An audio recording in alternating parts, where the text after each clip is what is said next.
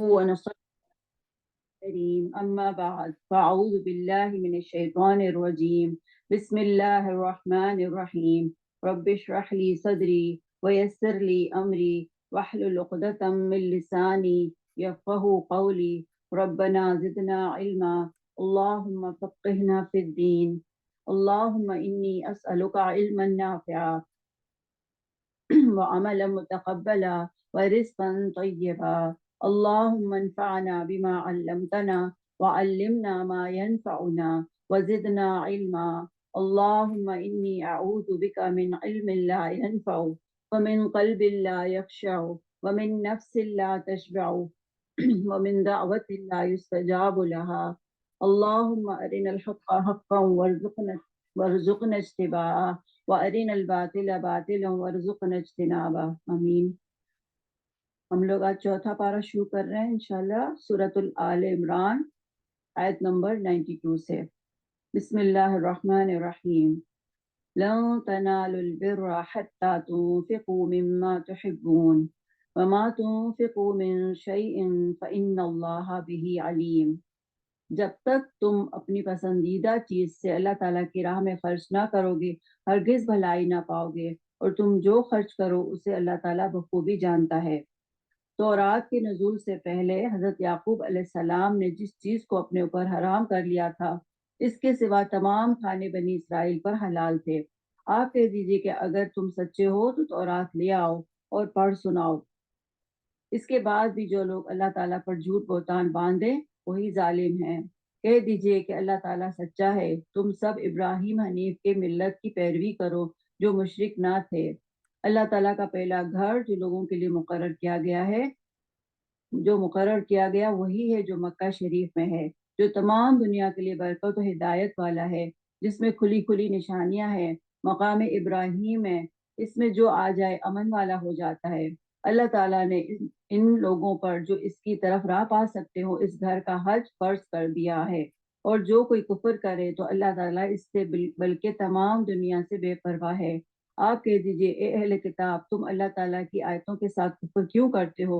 جو کچھ تم کرتے ہو اللہ تعالیٰ اس پر گواہ ہے۔ ان اہل کتاب سے کہو کہ تم اللہ تعالیٰ کی راہ سے لوگوں کو کیوں روکتے ہو اور اس میں عیب ٹٹولتے ہو حالانکہ تم خود شاہد ہو اللہ تعالیٰ تمہارے اعمال سے بے خبر نہیں ہے۔ اے ایمان والو، اگر تم اہل کتاب کی کسی جماعت کی باتیں مانو گے تو وہ تمہیں تمہارا ایمان لانے کے بعد مرتد کافر بنا دیں گے۔ گو یہ ظاہر ہے کہ تم کیسے کفر کر سکتے ہو باوجود یہ کہ تم پر اللہ تعالیٰ کی آیتیں پڑھی جاتی ہیں اور تم میں رسول اللہ صلی اللہ علیہ وسلم موجود ہیں۔ جو شخص اللہ تعالیٰ کے دین کو مضبوط تھام لے تو بلا شبہ اسے راہ راست دکھا دی گئی۔ تو یہ پورا رکوع جو ہم نے دیکھا اس میں ہم دیکھیں گے کہ ہمارے لیے کیا عمل کی باتیں ہیں، اس کا موضوع کیا ہے، یہودیوں پہ کیا تنقید کی گئی ہے، اور مسلمانوں کے لیے کیا اس میں سبق ہے۔ تو سب سے پہلے جو فرمایا کہ لن تنالوا البر حتى تنفقوا مما تحبون، تم نیکی کے اعلیٰ ترین درجے تک پہنچ ہی نہیں سکتے جب تک کہ اپنی پسندیدہ چیز اللہ تعالیٰ کے راستے میں قربان نہ کرو۔ تو حکم دیا گیا کہ اللہ تعالیٰ کے راستے میں مال خرچ کرنا، اور مال خرچ کرنے میں یا اپنی پسندیدہ چیز میں صرف مال ہی نہیں آ جاتا، کوئی بھی چیز جو ہمیں بہت پسند ہو، اپنے کپڑے بھی ہو سکتے ہیں، جویلری بھی ہو سکتی ہے، ہماری کھانے پینے کی چیز بھی ہو سکتی ہے، اور ایون یہ کہ اپنی اولاد کو بھی اللہ کے راستے میں اگر ہم لگاتے ہیں تو یہ بھی ایک بہت بڑی نیکی ہے۔ تو اللہ تعالیٰ کے راستے میں جو چیز بھی ہم دیتے ہیں اور اس کو قربان کر دیتے ہیں یا جو کچھ بھی آپ کہیں تو وہ ضائع نہیں جاتی ہے۔ بظاہر تو ہم کہتے ہیں کہ ہمارے پیسے چلے گئے لیکن وہ اصل میں جمع ہو رہے ہوتے ہیں آخرت کے بینک میں۔ تو جو نیکی کے اعلیٰ ترین درجے پر پہنچنا ہے ہمیں، تو پھر ہمیں کیا ہوگا کہ اپنی محبوب ترین چیز اللہ تعالیٰ کے راستے میں قربان کرنی ہوگی۔ اس میں مال، اولاد اور دوسری مادی چیزوں کے علاوہ اور کیا کیا چیزیں آ سکتی ہیں کہ اگر ہماری محبوب ترین چیز نیند ہے، بہت سارے لوگوں کی پسندیدہ چیز نیند ہوتی ہے، ان کو سونا بہت پسند ہوتا ہے، تو اگر سونا بھی ہم اللہ تعالیٰ کے راستے میں قربان کرتے ہیں، اپنا آرام بھی ہو سکتا ہے، کھانا پینا بھی ہو سکتا ہے، اور رمضان آنے والا تو یہ ساری چیزیں اگر ہم اللہ تعالیٰ کے لیے قربان کرتے ہیں تو پھر خوشی سے کرنا چاہیے، اور جب کوئی خوشی سے ایسا کرتا ہے تو اللہ تعالیٰ پھر اس کے پاؤں کی نشان کی بھی قدردانی فرماتا ہے، جیسا کہ ابراہیم علیہ السلام کے پاؤں کی اللہ تعالیٰ نے اس کو ایک نشانی کے طور پر مقرر فرما دیا کہ اللہ تعالیٰ کو ان پہ اتنا پیار آیا کہ ان کے جو پیر تھے اس کے بھی نشان آج تک اللہ تعالیٰ نے وہاں پہ جما دیے ہیں۔ تو اس لیے کوشش یہ کریں کہ کہیں نہ کہیں رمضان میں خاص طور سے اسی جگہ پہ اٹک جائیں جہاں پہ نمازیں پڑھائی جاتی ہیں، یعنی تراویح جو پڑھائی جاتی ہے مسجد میں، تو وہاں پہ جا کے جتنا بھی ٹائم گزار سکتے ہیں وہ گزاریں، کیونکہ جو بھی مسجد میں داخل ہو گیا یا جو حرم کے لیے تو آتا ہے کہ وہ امن میں داخل ہو گیا، وَلِلَّهِ عَلَى النَّاسِ حِجُّ الْبَيْتِ مَنِ اسْتَطَاعَ إِلَيْهِ سَبِيلًا، کہ جو بھی حرم میں داخل ہو گیا تو وہ اس کو کیا ہے کہ وہ امن میں آ گیا۔ اور حج کے بارے میں بھی فرمایا کہ جو حج کی استطاعت رکھتا ہو تو ضرور حج کرے۔ تو یہاں پہ جو مین پوائنٹ ہمیں ملتے وہ کیا ہے کہ تو یہودیوں کے اعتراضات کا جواب اس میں دیا گیا ہے۔ ان کو کیا اعتراض تھا کہ ملت ابراہیمی پر ہے تو اونٹ کا گوشت کیوں کھاتے ہیں اور اس کا دودھ کیوں پیتے ہیں؟ تو فرمایا کہ کھانے پینے کی جو بھی اشیاء امت مسلمہ کے لیے حلال کی گئی تھی وہی بنی اسرائیل کے لیے بھی حلال ہے۔ اور پھر ان کا یہ بھی ایک سوال تھا کہ حضرت یعقوب علیہ السلام نے اونٹ کا گوشت کیوں حرام کر لیا؟ تو ظاہر ہے کہ ہمیں معلوم ہے ان کو کچھ بیماری تھی نسا کی، تو جس کی وجہ سے انہوں نے اس کو کھانا چھوڑ دیا تھا، لیکن اس کا یہ مطلب نہیں کہ وہ سارے لوگوں کے لیے حرام ہے۔ پھر ان کا ایک اور سوال تھا کہ قبلہ کیوں تبدیل کیا گیا جبکہ بیت المقدس انبیاء کا قبلہ تھا؟ تو ان کو جواب دیا کہ بیت اللہ زمین پر اللہ تعالیٰ کا پہلا گھر تھا جو اللہ تعالیٰ کی عبادت کے لیے بنایا گیا تھا۔ اسی طرح پھر یہودیوں کی جو روش تھی ان پر بھی تنقید کی گئی اس رکوع میں کہ وہ اللہ تعالیٰ کی باتیں ماننے سے انکار کرتے ہیں، اللہ تعالیٰ کی بات ماننے والوں کو بھی پھر اللہ تعالیٰ کے راستے سے روکتے ہیں۔ اور فرمایا کہ اللہ تعالیٰ تمہاری حرکتوں سے غافل نہیں، یعنی جو کچھ بھی ان کی حرکتیں ہیں، چاہے وہ مسلمانوں کو دین سے روکتے ہیں یا کسی بھی طرح دین میں رکاوٹ پیدا کرتے ہیں، تو اللہ تعالیٰ ان کی حرکتوں سے غافل نہیں ہے۔ اس کے ساتھ ساتھ مسلمانوں پر بھی تنقید کی گئی کہ اگر اہل کتاب کی بات مانی تو پھر کفر کی طرف تم پھیر لیے جاؤ گے، اور اسی طرح تمہارا کفر کی طرف جانے کا اب موقع کیا ہے جبکہ تمہیں اللہ تعالیٰ کی آیات پڑھ کر سنائی جاتی ہیں اور ان کا رسول تمہارے درمیان موجود ہے۔ اسی طرح اللہ تعالیٰ کی راہ میں جو خرچ کیا جاتا ہے وہ اس سے اللہ تعالیٰ بے خبر نہیں۔ اب ہمارے لیے کیا عمل کی اس میں بات ہے کہ ایک تو یہ کہ اللہ تعالیٰ کے راستے میں اپنی پسندیدہ چیز قربان کریں، اللہ تعالیٰ کے راستے میں جتنا بھی ممکن ہو کوشش کریں خرچ کریں، اور صرف مال ہی نہیں اور بھی چیزیں۔ اور پھر اس کے علاوہ ہمیں کیا سبق ملتا ہے کہ جو لوگ اپنی جھوٹی گھڑی ہوئی باتیں اللہ کی طرف منسوب کرتے ہیں وہ ظالم ہے، تو ان کا ساتھ نہیں دینا۔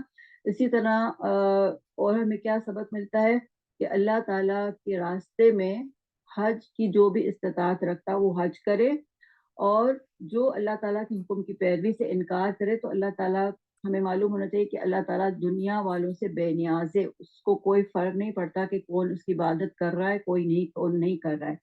فرق کس کو پڑتا ہے؟ ہمیں پڑتا ہے۔ اگر ہم اللہ تعالیٰ کی عبادت کر رہے ہیں تو ہمیں ہی فائدہ ہوگا، اور اگر ہم نہیں کر رہے تو نقصان بھی ہم خود ہی اٹھائیں گے، اللہ تعالیٰ کی شان میں کوئی فرق نہیں آئے گا۔ اسی طرح انسانوں کے لیے کفر کی طرف جانے کا موقع باقی نہیں رہ گیا جبکہ انہیں اللہ تعالیٰ کی آیات سنائی جا رہی ہیں۔ ہمارے سامنے قرآن ہے، ہمارے سامنے سنت ہے۔ آج کے دور میں تو اتنے زیادہ مواقع ہیں کہ اگر کوئی یہ کہے کہ ابھی میرے پاس تو کوئی ذریعہ ہی نہیں تھا، میں کہاں سے سیکھوں، تو اس کا کوئی ایکسکیوز ایکسیپٹ نہیں کیا جائے گا، کیونکہ آج کے دور میں دین حاصل کرنا اور دین سیکھنا بہت ہی آسان ہو گیا ہے۔ پھر ایک اور سبق ملتا ہے کہ جو اللہ تعالیٰ کا دامن مضبوطی سے تھام لیتا ہے وہ ضرور راہ راست پر آ جاتا ہے۔ تو اب ہمارے لیے ایک اور عمل کی بات اس میں ایک دو چیزیں اور آپ نوٹ کر سکتے ہیں کہ نیکی کا موقع آئے تو اس کو ضرور اویئر کرنا چاہیے، اس کو ضائع نہیں ہونے دینا چاہیے۔ کہیں بھی موقع ملے سابقون الاولون ہو کر اس کو اختیار کر لینا چاہیے۔ اس کے علاوہ حج اور عمرے میں جلدی کرنی چاہیے۔ حج اگر فرض ہو گیا تو وہ جلدی سے جلد ادا کرنے کی کوشش کرنی چاہیے، اور عمرہ بھی زیادہ سے زیادہ کرتے رہے جتنی اپنی استطاعت ہو۔ اور خاص طور سے پھر اپنی جو شروع کی آیت میں فرمایا لن تنالوا البر، تو اپنی پسندیدہ چیز اللہ تعالیٰ کے راستے میں قربان کرنے کی کوشش کرنی چاہیے۔ اس کے بعد پھر ہم آگے چلتے ہیں دوسرے رکوع پر۔ یہ شروع ہوتا ہے آیت نمبر 102 سے یا ایھا الذین آمنوا اتقوا اللہ حق تقاتہ ولا تموتن الا وانتم مسلمون۔ اے ایمان والو اللہ تعالیٰ سے ڈرو جتنا اس سے ڈرنا چاہیے، اور دیکھو مرتے دم تک مسلمان ہی رہنا۔ اللہ تعالیٰ کی رسی کو سب مل کر مضبوط تھام لو اور پھوٹ نہ ڈالو، اور اللہ تعالیٰ کی اس وقت کی نعمت کو یاد کرو جب تم ایک دوسرے کے دشمن تھے، تو اس نے تمہارے دلوں میں الفت ڈال دی، بس تم اس کی مہربانی سے بھائی بھائی ہو گئے، اور تم آگ کے گھڑے کے کنارے پہنچ چکے تھے تو اس نے تمہیں بچا لیا تھا۔ اللہ تعالیٰ اسی طرح تمہارے لیے اپنی نشانیاں بیان کرتا ہے تاکہ تم ہدایت پاؤ۔ آیت نمبر 104، تم میں سے ایک جماعت ایسی ہونی چاہیے جو بھلائی کی طرف بلائے اور نیک کاموں کا حکم کرے اور برے کاموں سے روکے، اور یہی لوگ فلاح و نجات پانے والے ہیں۔ تم ان لوگوں کی طرح نہ ہو جانا جنہوں نے اپنے پاس روشن دلیلیں آ جانے کے بعد بھی تفرقہ ڈالا اور اختلاف کیا، انہی لوگوں کے لیے بڑا عذاب ہے، جس دن بعض چہرے سفید ہوں گے اور بعض سیاہ ہوں گے۔ بعض سیاہ چہرے والوں سے کہا یعنی کہ بعض سیاہ ہوں گے اور سیاہ چہرے والوں سے کہا جائے گا، کیا تم نے ایمان لانے کے بعد کفر کیا؟ اب اپنے کفر کا عذاب چکھو۔ اور سفید چہرے والے اللہ تعالیٰ کی رحمت میں داخل ہوں گے اور اس میں ہمیشہ رہیں گے۔ اللہ تعالیٰ ہمیں بھی ان میں سے کر دے۔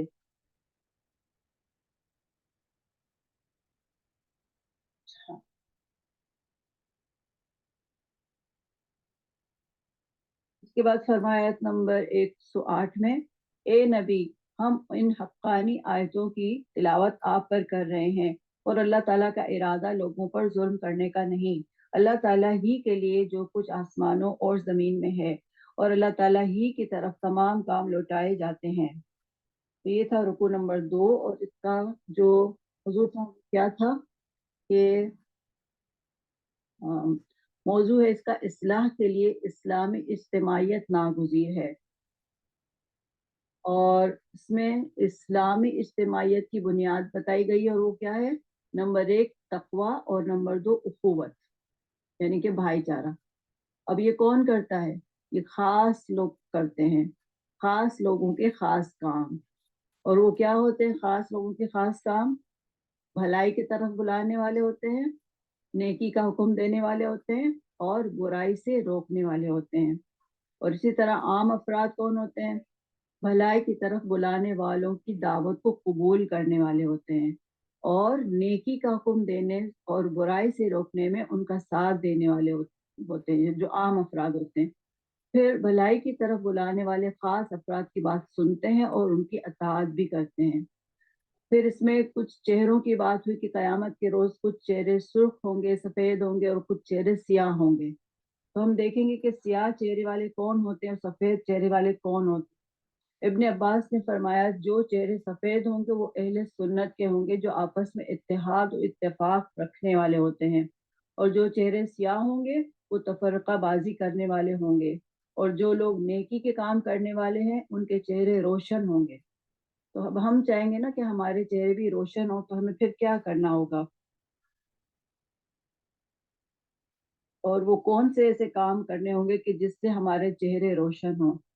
تو اس میں جو ہمیں سب سے پہلا کام ملتا ہے وہ کیا ہے کہ خاص طور پر وضو کو اچھے طریقے سے کرنا، کیونکہ وضو سے انسان کے چہرے روشن ہوتے ہیں۔ قیامت کے دن نبی صلی اللہ علیہ وسلم حشر کے میدان میں وضو کے نشانات دیکھ کر اپنی امت کو پہچانیں گے کہ وہ کتنے سفید ہیں، ان کے چہرے سفید ہوں گے۔ اور اسی طرح سجدوں کی کثرت کی وجہ سے بھی آپ صلی اللہ علیہ وسلم اپنی امت کو پہچانیں گے۔ آپ نے فرمایا اللہ تعالیٰ اس شخص کو تر و تازہ رکھے، یعنی آپ نے دعا فرمائیے اس شخص کے لیے جو فرمایا کہ اس شخص کو اللہ تعالیٰ تر و تازہ رکھے کہ جس نے ہماری بات سنی اور اسے دوسروں تک پہنچایا۔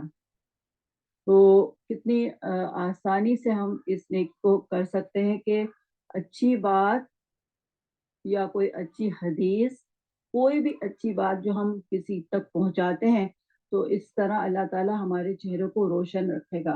لیکن ساتھ ساتھ اس میں یہ بھی دیکھنا چاہیے کہ جو چیز ہم کسی کو بتا رہے ہیں وہ صحیح ہو۔ ہمیں اس بات کا یقین ہونا چاہیے کہ کوئی حدیث ہے یا کوئی اچھی بات ہے وہ اتھینٹک ہوگا۔ آج کل آپ دیکھتے ہیں کہ واٹس ایپ پہ اور ادھر ادھر ایسے میسج آتے ہیں کہ بعض دفعہ صحیح حدیث نہیں ہوتی اور ہم اس کو آگے بڑھا دیتے ہیں، تو وہ بھی نہیں کرنا جب تک کہ آپ کو یقین نہ ہو کہ ہاں یہ صحیح حدیث ہے، اس وقت ہم तक उसको आगे ना पहुंचाए।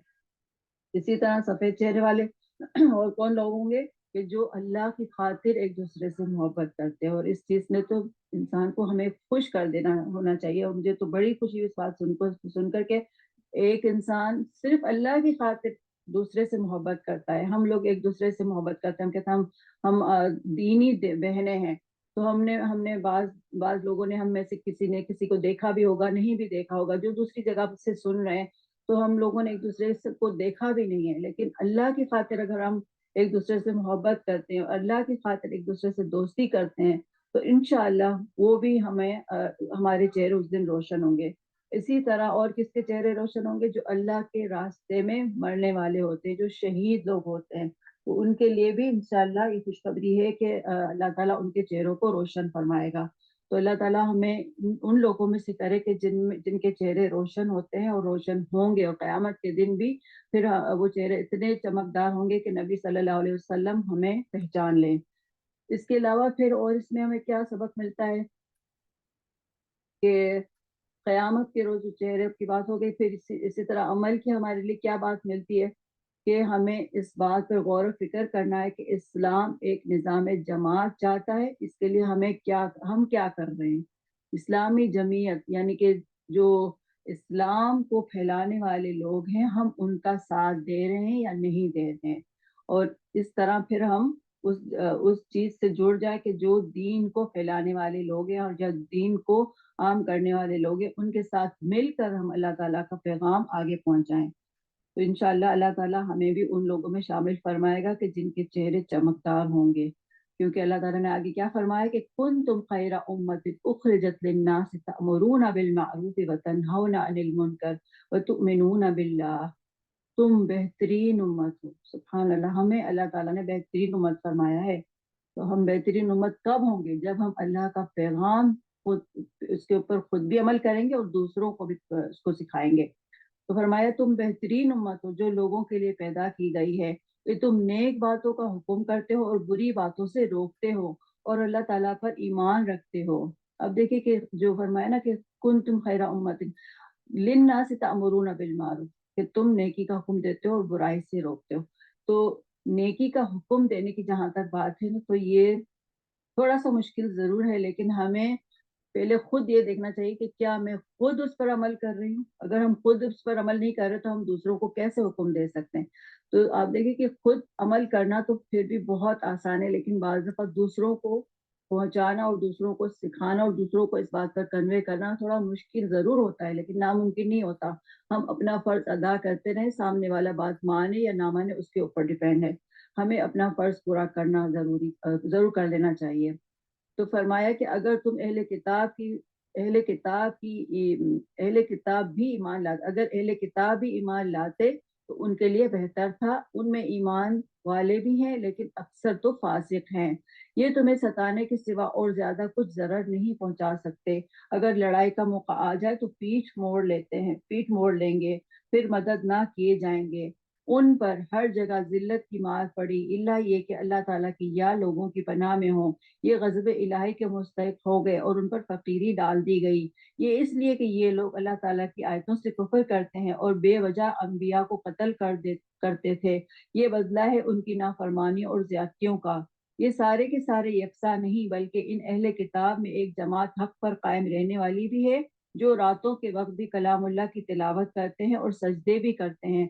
ये अल्लाह ताला पर और क़यामत के दिन पर भी ईमान रखते हैं, भलाइयों का हुक्म करते हैं और बुराइयों से रोकते हैं, और भलाई के कामों में जल्दी करते हैं। ये नेक वक्त लोगों में से हैं। ये जो कुछ भी भलाइयाँ करें उनकी नाकदरी ना की जाएगी, और अल्लाह ताला परहेजगारों को खूब जानता है।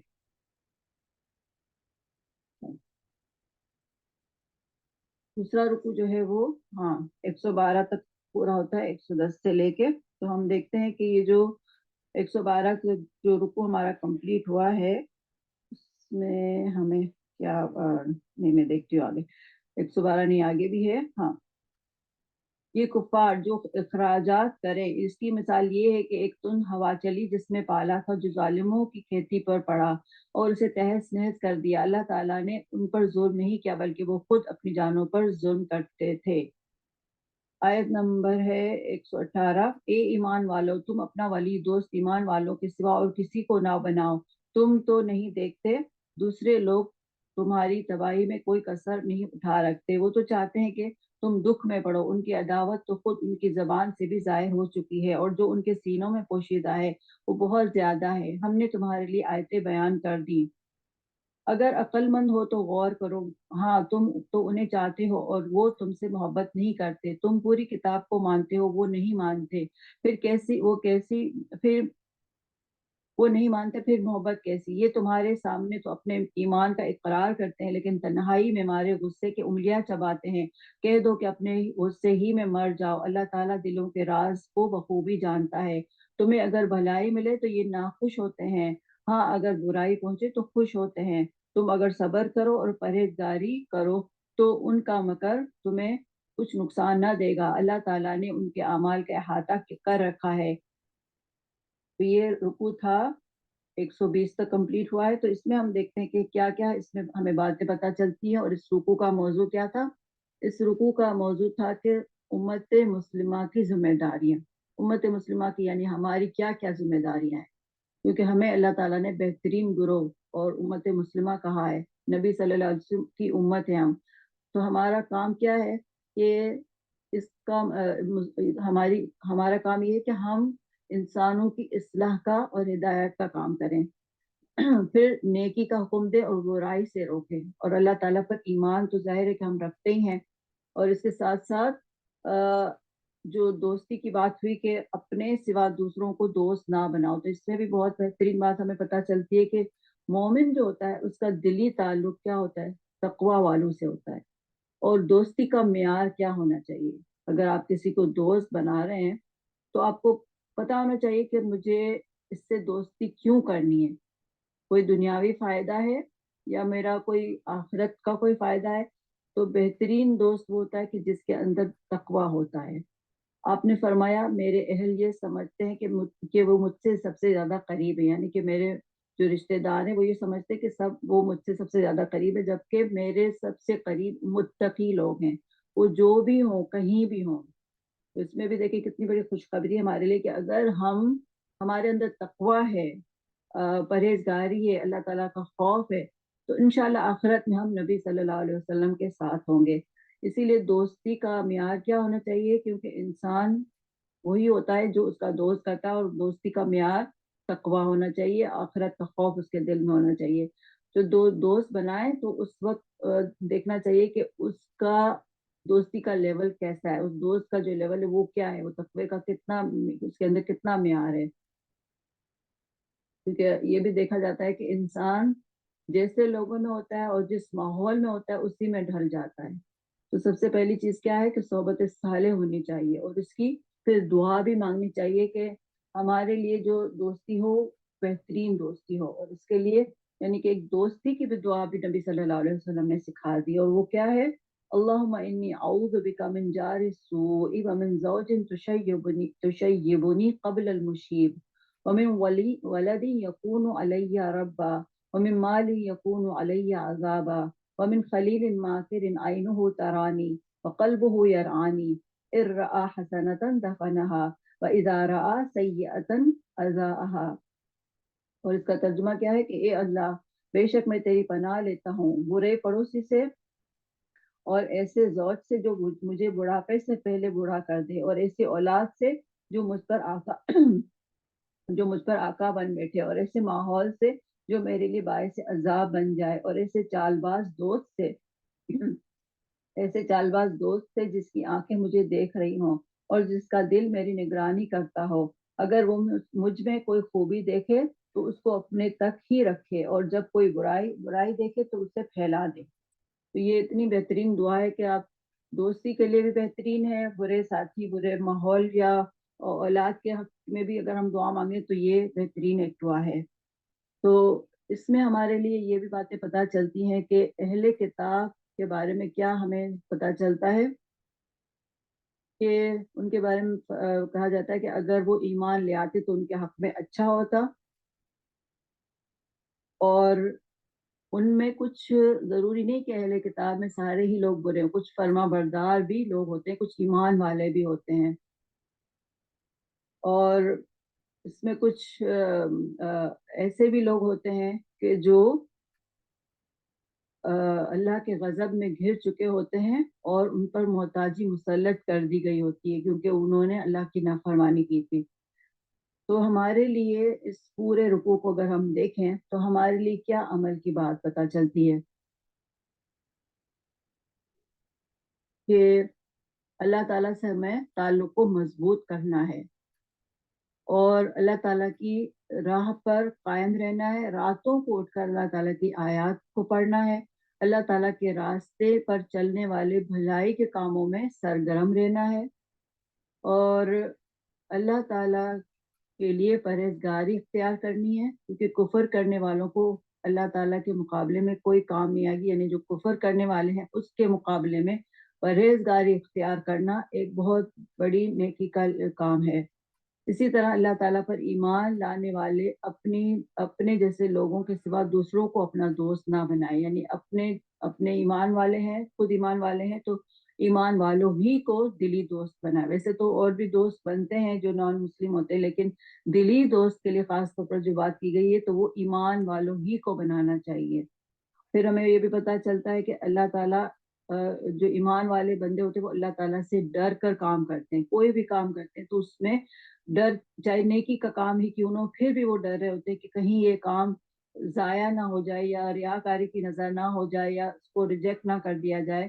نیکی کے کام کرنے کے باوجود بھی وہ اللہ تعالیٰ سے ڈرتے ہیں تاکہ اللہ تعالیٰ ان کے اس کام کو قبول فرما لے۔ پھر وہ خود بھی نیکی کے کام کرتے ہیں اور دوسروں کو بھی نیکی کا حکم دیتے ہیں، اور آخرت پر ایمان رکھتے ہیں، سجدہ ریز ہوتے ہیں، راتوں کو اللہ کی عبادت کرتے ہیں اور اللہ تعالیٰ کی آیات کی تلاوت کرتے ہیں۔ یہ اس رکوع کا موضوع تھا۔ اس کے بعد پھر ہم آگے چلتے ہیں نیکسٹ رکوع کی طرف۔ آیت نمبر ہے 121۔ وَإِذْ غَدَوْتَ مِنْ أَهْلِكَ تُبَوِّئُ الْمُؤْمِنِينَ مَقَاعِدَ لِلْقِتَالِ وَاللَّهُ سَمِيعٌ عَلِيمٌ۔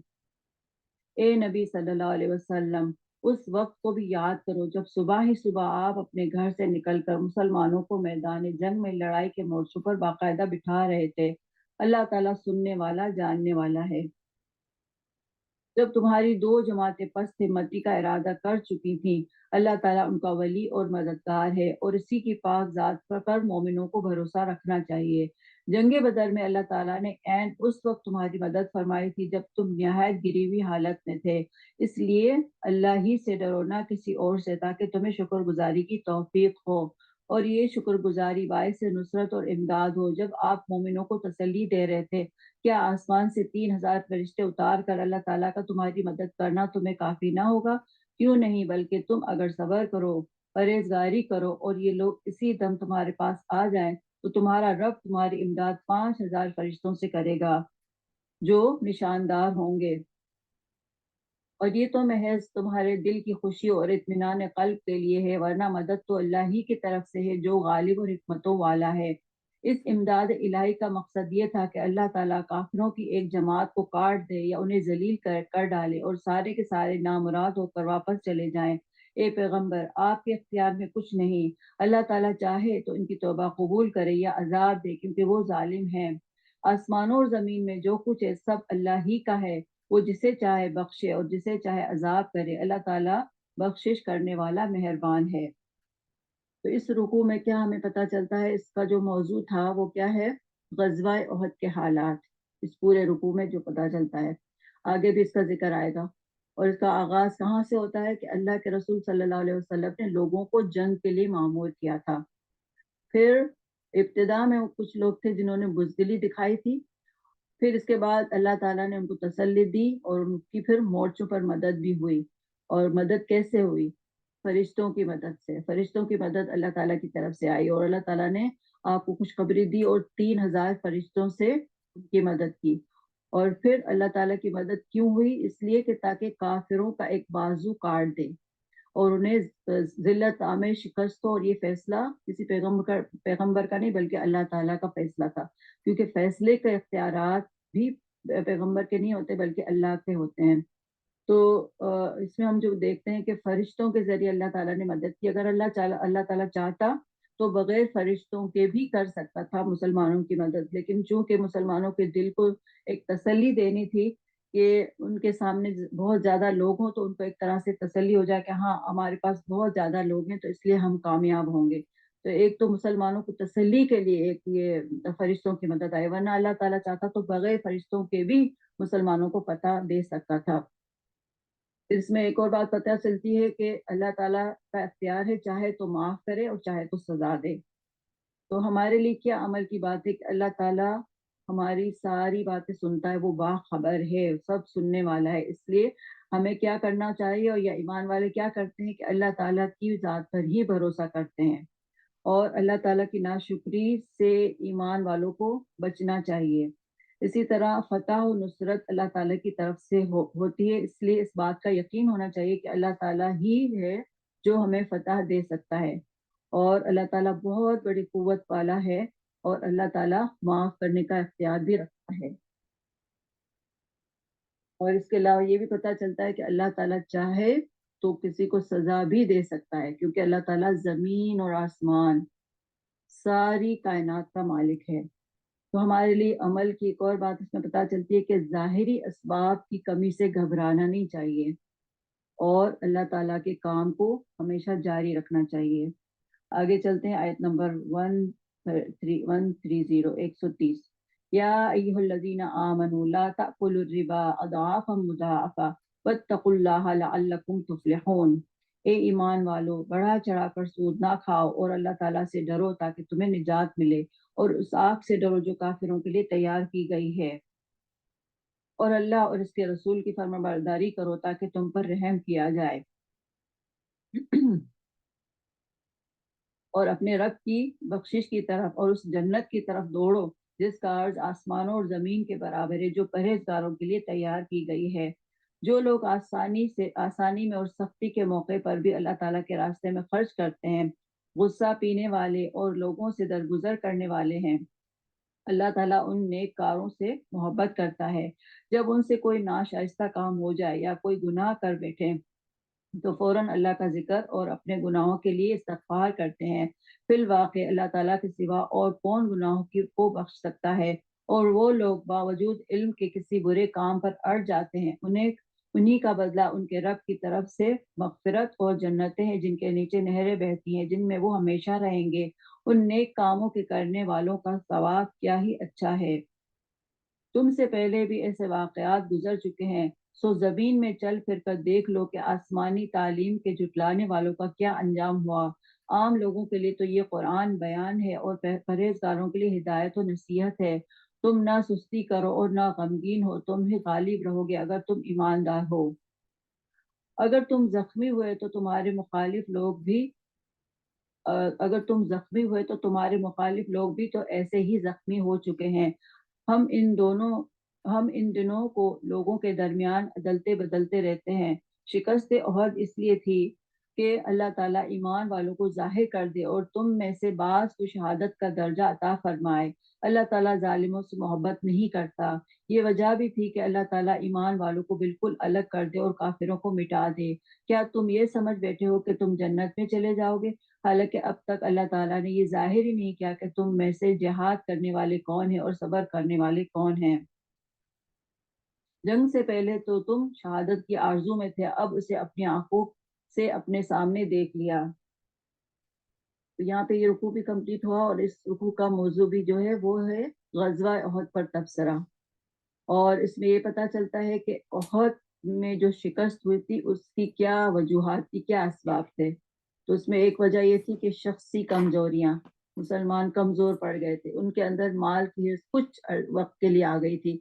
پھر رسول اللہ صلی اللہ علیہ وسلم کی نافرمانی ہو گئی تھی ان سے. تو پھر بتایا گیا کہ کامیاب ہونے والوں کی کیا خصوصیات ہیں.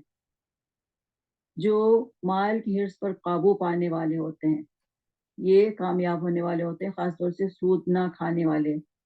پھر اللہ اور اس کے رسول صلی اللہ علیہ وسلم کی اطاعت کرنے والے جو لوگ ہوتے ہیں وہ کامیاب ہوتے ہیں. پھر اللہ تعالیٰ کا خوف رکھنے والے کامیاب ہوتے ہیں. خوشحالی اور بدحالی میں ہر حال میں اللہ تعالیٰ کی راہ میں خرچ کرنے والے ہوتے ہیں. اپنے غصے پر قابو پانے والے ہوتے ہیں، دوسروں کے قصوروں کو معاف کرنے والے ہوتے ہیں، اور احسان کا رویہ اختیار کرنے والے ہوتے ہیں۔ پھر اسی طرح اگر ان سے کوئی فحش کام یا کوئی ظلم کر بیٹھے اپنے اوپر، تو پھر فوراً اللہ تعالیٰ کو یاد کرنے والے ہوتے ہیں، اور جان بوجھ کر کسی بات پر اپنے رویے پر اصرار کرنے والے نہیں ہوتے، یعنی کہ بار بار گناہ کو ریپیٹ نہیں کرتے ہیں، اور اللہ تعالیٰ سے اپنے گناہوں کی معافی مانگنے والے ہوتے ہیں، جنت کے راستے پر سرگرمی سے چلنے والے ہوتے ہیں۔ تو ایسے لوگوں کی جزا کیا ہے؟ ان کو جنت دی جائے گی۔ تو اس میں یہ بھی دیکھیں کہ یہ ساری جو انعامات ہیں ایسے تو نہیں مل جاتے نا، مسلمانوں کے اوپر آزمائش آتی ہے، اور آزمائش کیوں آتی ہے؟ کہ یہ زمانے کے نشیب و فراز ایمان والوں کی چھانٹی کے لیے ضروری ہوتے ہیں۔ اللہ تعالیٰ ان مسلمانوں کو چھانٹتا ہے، یعنی کہ کوئی برتن بھی اگر ہم خریدتے ہیں تو اس کو ٹھوک بجا کر دیکھتے ہیں نا کہ وہ صحیح ہے یا نہیں ہے، کہیں سے لیک تو نہیں ہو رہا، کہیں سے ٹوٹا ہوا تو نہیں ہے۔ تو ایمان والوں کے ایمان کی مضبوطی کو بھی دیکھنے کے لیے ان کے اوپر آزمائش آنا ضروری ہوتی ہے، تاکہ وہ اچھی طرح کھل کے سامنے آ جائے کہ ان میں سے مومن کون ہے اور منافق کون ہے۔ اور اللہ تعالیٰ پھر ان کی تربیت بھی کرنا چاہتا ہے، اور پھر اللہ تعالیٰ مومنوں کی تربیت کر کے کافروں کی سرکوبی بھی کرنا چاہتا ہے، اور جنت میں جانے والوں کی چھانٹی بھی ضروری ہے۔ اللہ تعالیٰ دیکھنا چاہتا ہے کہ مجاہد کون ہے اور ثابت اور مجاہد کون ہے۔ تو ہمارے لیے کیا سبق ملتا ہے اس میں؟ کہ ایمان والوں کو اللہ تعالیٰ سے ڈرتے ہوئے کامیاب ہونے کے لیے سود کھانا چھوڑ دینا چاہیے، اور یہ بہت بڑی بلا ہے۔ دوسرا یہ بات پتہ چلتی ہے کہ اللہ تعالیٰ کی رحمت پانے کے لیے اللہ تعالیٰ اور اس کے رسول کی اطاعت کرنی ضروری ہے، اور اس راستے میں دوڑ کر چلنا ہے جو رب کی بخشش اور جنت کی طرف جاتا ہے۔ اسی طرح اللہ تعالیٰ کو اپنے نیک لوگ پسند ہیں، ایسے نیک لوگ پسند ہیں جو مال خرچ کرتے ہیں، غصے کو پی جاتے ہیں اور دوسروں کے قصوروں کو معاف کر دیتے ہیں۔ اور اللہ تعالیٰ پر ایمان رکھنے والوں سے اگر کوئی کبھی فحش کام جیسا گناہ کا کام ہو جائے یا کسی گناہ کا ارتکاب کرتے ہیں، تو پھر فوراً اللہ تعالیٰ کو یاد کرتے ہیں اور اللہ تعالیٰ ان کے قصوروں کو معاف فرما دیتا ہے۔ اسی طرح وہ اپنے گناہوں پر اصرار کرنے والے نہیں ہوتے ہیں۔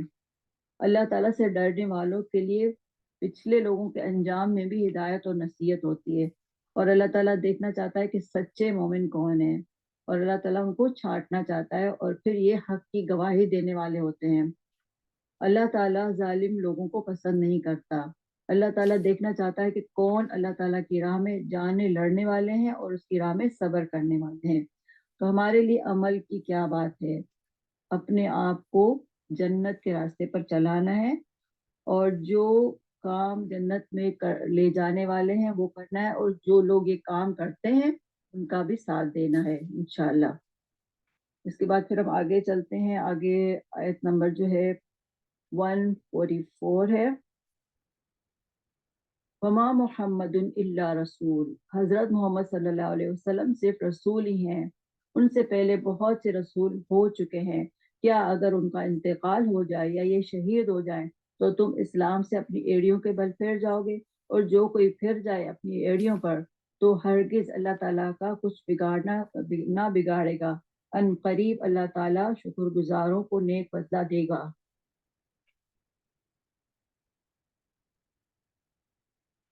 اچھا، اور اس کے بعد پھر فرمایا آگے آیت نمبر 145 میں، بغیر اللہ تعالیٰ کے حکم کے کوئی جاندار نہیں مر سکتا، مقرر شدہ وقت لکھا ہوا ہے، دنیا کی چاہت والوں کو ہم کچھ دنیا دے دیتے ہیں، اور اگر آخرت کا ثواب چاہنے والوں کو ہم وہ بھی دیں گے، اور احسان ماننے والوں کو ہم بہت جلد نیک بدلہ دیں گے۔ بہت سے نبیوں کے ہم رکاب ہو کر بہت سے اللہ والے جہاد کر چکے ہیں، انہیں بھی اللہ کی راہ میں تکلیفیں پہنچی، لیکن نہ تو انہوں نے ہمت ہاری، نہ سست رہے اور نہ دبے، اور اللہ تعالیٰ صبر کرنے والوں کو ہی چاہتا ہے۔ وہ یہی کہتے رہے کہ اے پروردگار، ہمارے گناہوں کو بخش دے، اور ہم سے ہمارے کاموں میں جو بے جا زیادتی ہوئی ہے اسے بھی معاف فرما، اور ہمیں ثابت قدمی عطا فرما، اور ہمیں کافروں کی قوم پر مدد دے۔ اور اللہ تعالیٰ نے انہیں دنیا کا ثواب بھی دیا اور آخرت کے ثواب کی خوبی بھی عطا فرمائی، اور اللہ تعالیٰ نیک لوگوں سے محبت کرتا ہے۔ تو यहाँ पर ये रुकू कंप्लीट हुआ और इस रुकू का क्या मौजू था कि दुनिया या आखिरत, दोनों में से क्या चीज़ हमें चाहिए। जाहिर है कि हम यही चाहेंगे ना कि हमें आखिरत में वो बेहतरीन जज़ा मिले। और इसमें ये भी पता चलता है कि आप सल्लल्लाहु अलैहि वसल्लम अल्लाह के रसूल हैं, और हम अगर आप सल्लल्लाहु अलैहि वसल्लम से मोहब्बत करते हैं, उनकी सुन्नतों पर अमल करते हैं, तो आखिरत में हमें आप सल्लल्लाहु अलैहि वसल्लम का साथ मिलेगा।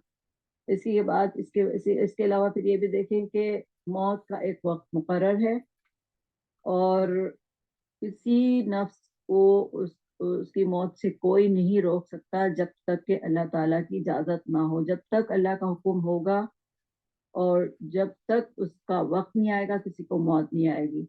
और फिर मौत के खौफ की वजह से अल्लाह ताला से फिर जाने का कोई फ़ायदा नहीं। यानी कि अगर किसी को मौत का डर है और उस वजह से वो अल्लाह ताला के रास्ते से फिर जाता है, तो उसको दुनिया का तो हो सकता है कुछ फ़ायदा हो जाए, लेकिन आखिरत में उसको कोई फ़ायदा नहीं होगा।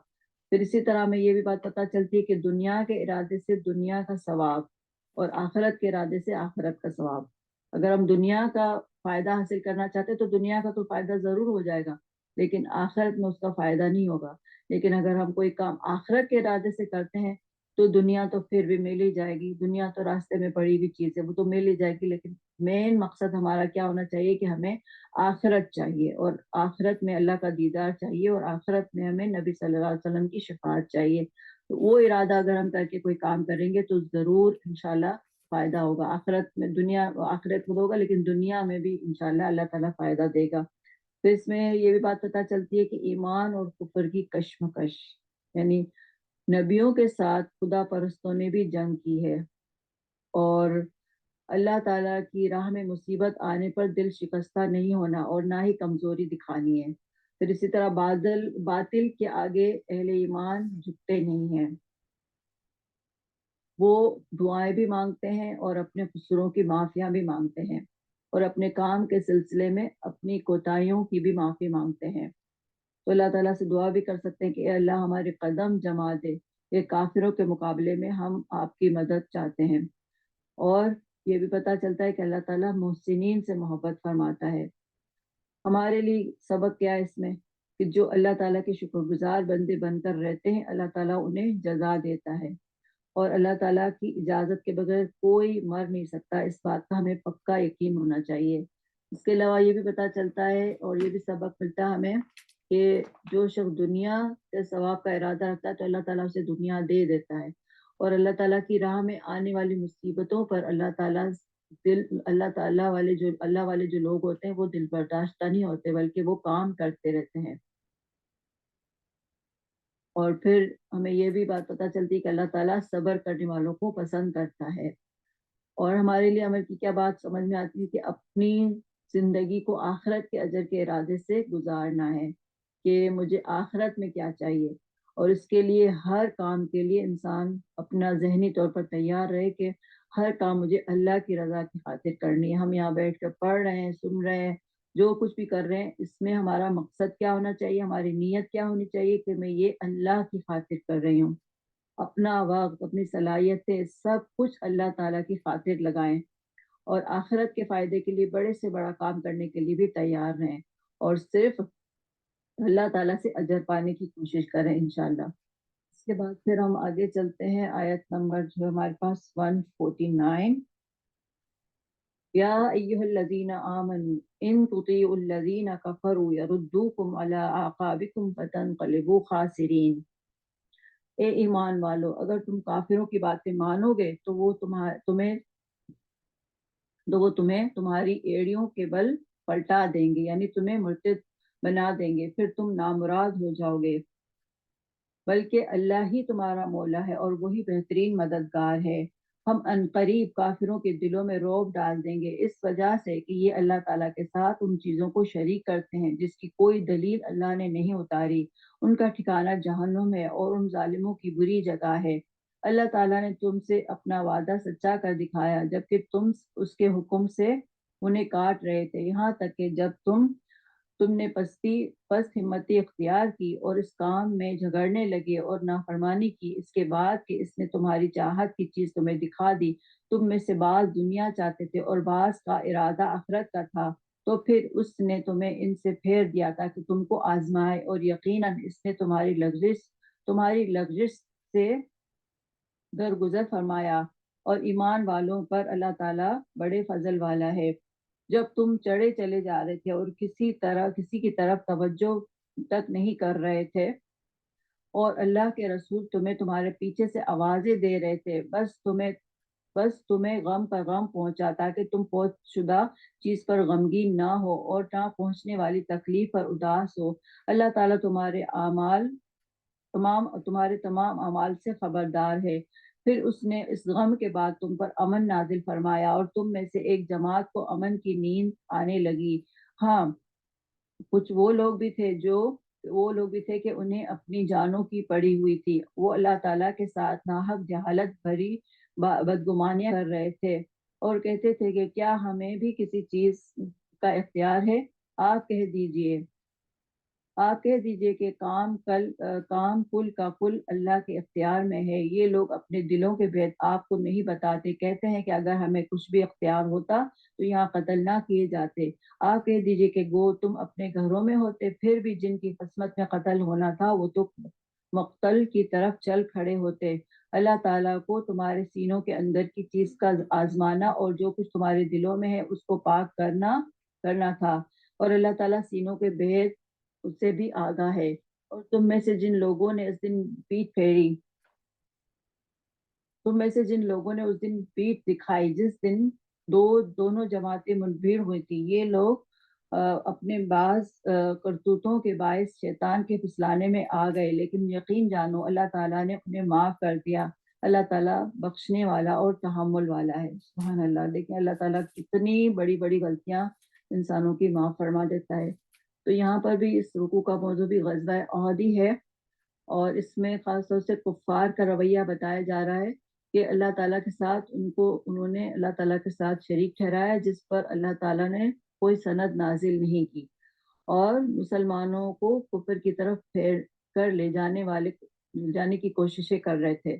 اور ساتھ ہی منافقین کا رویہ خاص طور سے پیش کیا گیا کہ انہوں نے کس طرح مسلمانوں کے ساتھ غداری کی، اور وہ جہالیت کے گمان کر رہے تھے۔ اسی طرح انہوں نے رسول اللہ صلی اللہ علیہ وسلم کی نافرمانی کی، آپس میں اختلافات کیے، کمزوری دکھائی، اور مقابلے کے دن پیٹ پھیر کر بھاگ گئے۔ اور ساتھ ہی مسلمانوں کی تربیت بھی کی گئی ہے کہ کافروں کی اطاعت نہ کرو کیونکہ وہ تمہیں تمہارے دین سے پھیر دیں گے، کیونکہ اللہ تعالیٰ ہی تمہارا مولا ہے اور وہی سب سے بہترین مددگار ہے۔ منکرین حق دلوں میں تمہارا روب ڈال دیتے ہیں، یعنی جو منکرین ہیں وہ تمہارے دلوں میں حق کے خلاف روب ڈال دیتے ہیں۔ اسی طرح مسلمانوں نے جو کمزوری دکھائی تھی تو ان کی کمزوری اور ان کی نافرمانی جو غلطی سے ہو گئی تھی اللہ تعالیٰ نے ان کو بھی معاف فرما دیا۔ اسی طرح احد کے میدان میں جو مسلمان بھاگ کھڑے ہوئے تھے تو ان پر رنج دیے تاکہ مسلمانوں کو سبق ملے، ان کو تکلیفیں آئیں، ان کو مشکلات بھی پیش آئیں، لیکن اس کے باوجود بھی جب ان کو احساس ہو گیا اپنی غلطی کا تو اللہ تعالیٰ نے ان کو معاف فرما دیا۔ اسی طرح شیطان نے کمزوریوں کی وجہ سے ان کے قدم ڈگمگا دیے اور کافروں کے ساتھ ان کے دلوں میں روب طاری کر دیا۔ تو پھر مسلمانوں کے ساتھ پھر اللہ تعالیٰ کا کیا رویہ تھا کہ اللہ تعالیٰ ان کا مددگار، ان کا حامی اور مددگار تھا، اور پھر ان کی توبہ کرنے پر ان کو بھی فرما دیا۔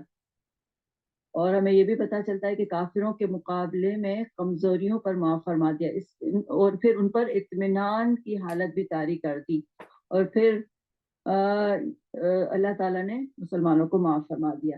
تو ہمارے لیے کیا سبق ملتا ہے اس میں کہ ایک تو یہ کہ اللہ تعالیٰ ہمیشہ مومنوں کی مددگار رہتا ہے اگر انسان کے دل میں سچا ایمان ہے، اور اللہ تعالیٰ حق کا انکار کرنے والوں کے دلوں میں روب بٹھا دیتا ہے۔ اسی طرح اللہ تعالیٰ اپنی مدد کے وعدے کو پورا کرنے والا ہے۔ اللہ تعالیٰ آزمائش کے لیے ایمان والوں کو کافروں کے مقابلے میں پسپا کر دیتا ہے۔ اللہ تعالیٰ مومنوں پر نظر عنایت رکھتا ہے۔ اللہ تعالیٰ سب کے اعمال سے باخبر ہے، اور اللہ تعالیٰ غم کے بعد اطمینان بھی طاری کر دیتا ہے۔ سارے اختیارات اللہ تعالیٰ کے ہاتھ میں ہیں، کیونکہ اللہ تعالیٰ سینوں کے پوشیدہ بیدوں کو بھی جانتا ہے۔